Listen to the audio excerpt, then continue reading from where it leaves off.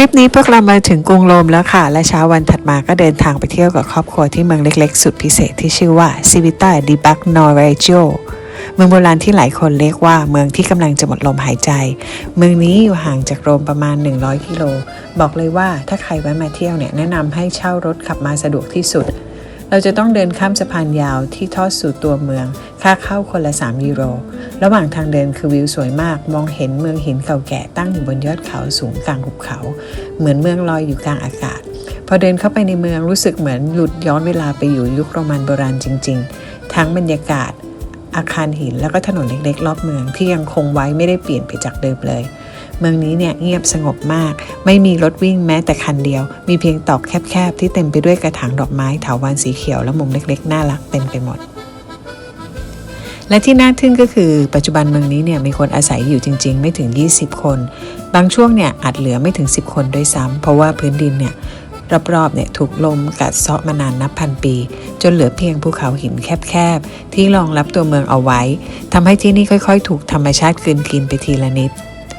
แต่ถึงจะถูกเรียกว่าเมืองที่กำลังจะหายไปที่นี่กลับเต็มไปด้วยเสน่ห์ความสงบและความสวยงามแบบที่หาจากที่ไหนไม่ได้ทุกมุมเมืองเหมือนกับฉากภาพยนตร์ทั้งวิวภูเขาบ้านหินเก่าและบรรยากาศเรียบง่ายของเมืองเล็กๆกลางอิตาลีวันนี้เป็นอีกหนึ่งวันที่มีความสุขมากนอกจากจะได้สถานที่สวยแล้วยังได้ใช้เวลาร่วมกันกับครอบครัวเดินเล่นพูดคุยแล้วก็เก็บความทรงจำดีๆไปด้วยกัน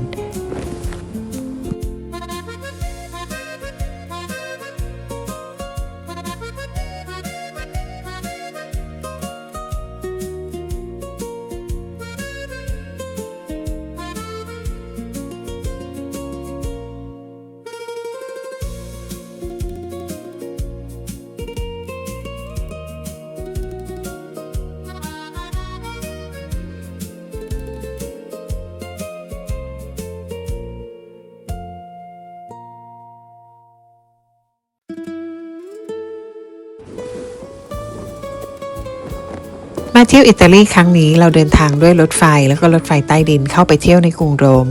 ค่ารถไฟ1 ยูโรส่วนรถไฟใต้ดินเนี่ยเราจะซื้อแบบเหมา7 วันราคา21 ยูโรถ้าเทียบกับราคาที่เราจ่ายเวลาเดินทางไปที่ฮอลแลนด์แล้วเนี่ยที่อิตาลีเนี่ยถูกกว่ามาก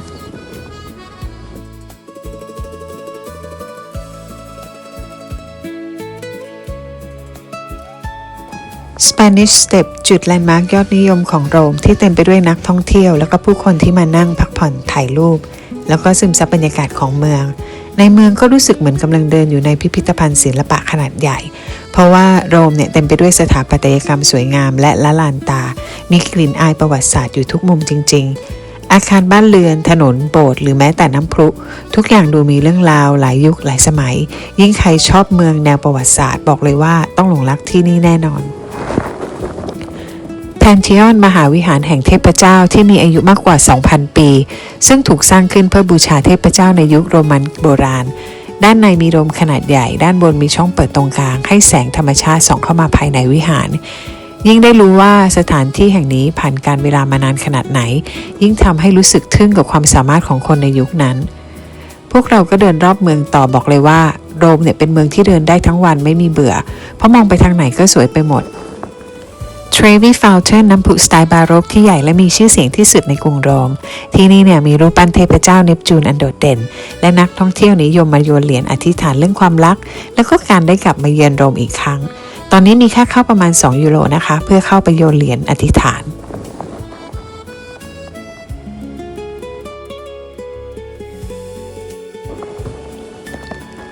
โรมมีทั้งตึกสไตล์โรมันคาเฟ่น่ารักร้านอาหารเล็กๆแล้วก็กลิ่นอายคลาสสิกที่หาไม่ได้จากเมืองสมัยใหม่ทั่วไปค่ะเปียซ่านาโวนาจากตลาดชื่อดังที่เต็มไปด้วยร้านอาหารคาเฟ่แล้วก็นักท่องเที่ยวคึกคักตลอดทั้งวันแต่รู้ไหมว่าในอดีตที่นี่เนี่ยเคยเป็นสนามกีฬาโรมันโบราณมาก่อนทำให้สถานที่แห่งนี้ยังคงเต็มไปด้วยกลิ่นอายของประวัติศาสตร์กับความมีชีวิตชีวาของผู้คนในปัจจุบันได้อย่างลงตัว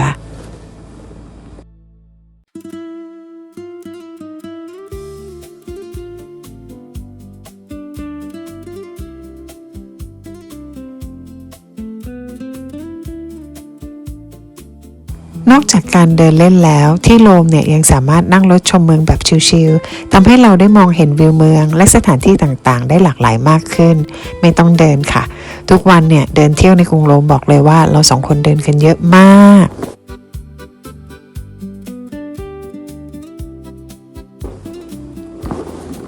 อยากบอกว่าถึงความยิ่งใหญ่อลังการในยุคโรมันในการสร้างสถานที่ที่ยิ่งใหญ่ขนาดนี้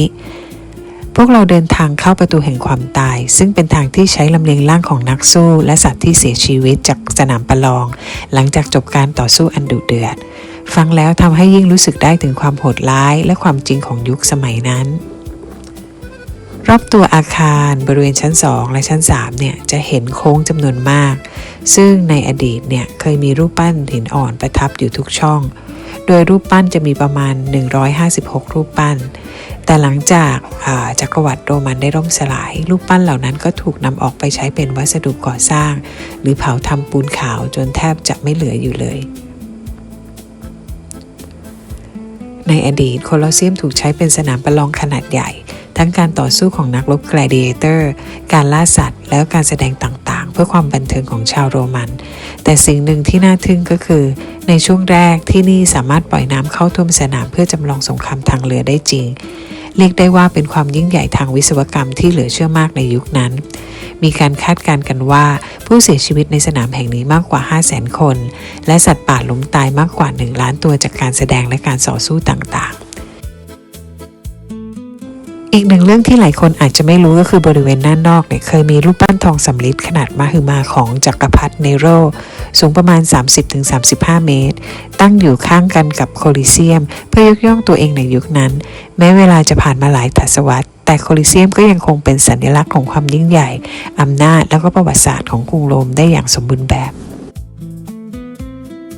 อัลเตรเดลาพาเทียอนุสาวรีย์แห่งชาติที่สร้างด้วยหินอ่อนสีขาวสร้างขึ้นเพื่อถวายพระเกียรติแด่พระเจ้าวิตตอริโอเอมานูเอลที่2นักท่องเที่ยวสามารถขึ้นลิฟต์พาโนรามาเพื่อชมทัศนียภาพของกรุงโรมได้แบบ360องศาค่ะหากคุณกำลังเดินอยู่ในกรุงโรมและบังเอิญเดินผ่านกำแพงหินโบราณสูงใหญ่แห่งหนึ่งยินดีด้วยค่ะเพราะว่าคุณได้เดินข้ามประเทศมาเรียบร้อยแล้วจัตุรัสเซนต์ปีเตอร์เบิร์กลานกว้างรูปวงรีที่อบล้อมด้วยเสาคอลัมน์มากกว่า284ต้นตรงกลางเนี่ยจะมีเสาโอเบลิสจากอียิปต์ตั้งอยู่ตระหง่านอยู่เป็นอีกหนึ่งมุมที่ทั้งยิ่งใหญ่แล้วก็สงบในเวลาเดียวกันที่นี่คือนครวาติกันประเทศที่เล็กที่สุดในโลกทั้งในด้านขนาดจำนวนประชากรและมีคนอาศัยอยู่ไม่ถึง 1,000 คนและที่น่าสนใจก็คือคนส่วนใหญ่ที่นี่เนี่ยแทบจะเป็นเพื่อนร่วมงานกันทั้งหมดเพราะวาติกันเป็นศูนย์กลางของศาสนาคริสต์นิกายโรมันคาทอลิกแล้วก็ปกครองโดยสมเด็จพระสันตะปาปาแม้จะเป็นประเทศเล็กๆที่มีพื้นที่เพียงประมาณ275 ไร่แต่ว่าวาติกันเนี่ยเต็มไปด้วยประวัติศาสตร์ศิลปะแล้วก็สถาปัตยกรรมที่ยิ่งใหญ่ระดับโลกแน่นอนว่าเมื่อพูดถึงวาติกันก็ต้องพูดถึงไมเคิลแองเจโลศิลปินอัจฉริยะผู้มีบทบาทสำคัญกับสถานที่แห่งนี้เขาเป็นผู้ออกแบบโดมขนาดยักษ์ของมหาวิหารและแหล่งใช้เวลามากกว่า4 ปีนอนวาดภาพบนเพดานของโบสถ์ซิสตีนชาเพลจนกลายเป็นหนึ่งในผลงานศิลปะที่โด่งดังที่สุดในโลกและอย่างภาพ The Creation of Adam ที่หลายคนก็คงจะคุ้นตากันดีส่วนใครที่ชอบงานศิลปะต้องไม่พลาดพิพิธภัณฑ์วาติกันที่รวบรวมภาพวาดประติมากรรมและก็สมบัติล้ำค่าระดับโลกเอาไว้มากมายเดินเล่นกันหลายชั่วโมงแบบไม่มีเบื่อเลยค่ะมหาวิหารนักบุญเปโตรหรือว่าเซนต์ปีเตอร์บาซิลิกามหาวิหารขนาดมหึมาถือว่าเป็นศูนย์กลางทางจิตวิญญาณของชาวคริสต์ทั่วโลกภายในสวยงามอลังการมากมีทั้งประติมากรรมชื่อดังอย่างเพตราผลงานของไมเคิลแองเจโลแล้วก็ซุ้มบันดาเคียนสำริดขนาดใหญ่กลางมหาวิหารและยังมีอีกเรื่องหนึ่งที่เป็นเรื่องลับที่น่าสนใจก็คือทางลับของพระสันตะปาปาเนี่ยคือทางเดินลับที่เชื่อมระหว่างพระราชวังวาติกันไปยังคาสเซิลซานแองเจโลปราสาทริมแม่น้ำไทเบอร์ซึ่งถูกใช้เส้นทางหลบหนีในอดีตเวลาที่เกิดอันตรายหรือสงครามขึ้นในกรุงโรมสำหรับเราวาติกันไม่ใช่แค่ประเทศเล็กๆกลางกรุงโรมแต่เป็นสถานที่ที่เต็มไปด้วยพลังของศิลปะศรัทธาประวัติศาสตร์และเรื่องราวที่ยิ่งใหญ่เกินขนาดของประเทศจริงๆค่ะ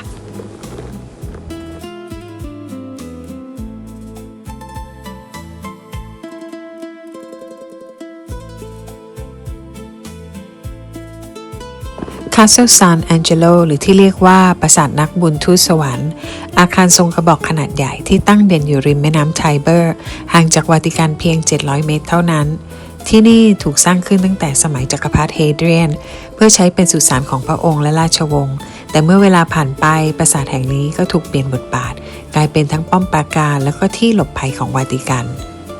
สิ่งที่น่าสนใจมากก็คือที่นี่มีทางเดินลับเชื่อมตรงไปยังวาติกันซ่อนอยู่บนกำแพงเมืองโบราณซึ่งในอดีตเนี่ย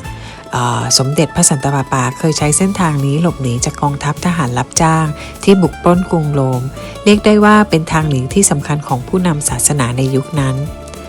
แต่เบื้องหลังความยิ่งใหญ่ของปราสาทแห่งนี้ก็มีเรื่องราวที่ค่อนข้างมืดมนเพราะนอกจากจะเป็นป้อมปราการแล้วที่นี่ยังเคยถูกใช้เป็นคุกสำหรับคุมขังนักโทษการเมืองรวมถึงผู้ที่ถูกกล่าวหาว่าเป็นพ่อมดแม่มดอีกด้วยที่นี่มันไม่ใช่แค่การเที่ยวชมอาการเก่าแก่แต่เหมือนได้เดินผ่านประวัติศาสตร์จริงๆทั้งเรื่องของอำนาจศาสนาการเมืองเรื่องราวลึกลับที่ซ่อนอยู่ภายในกำแพงหินโบราณแห่งนี้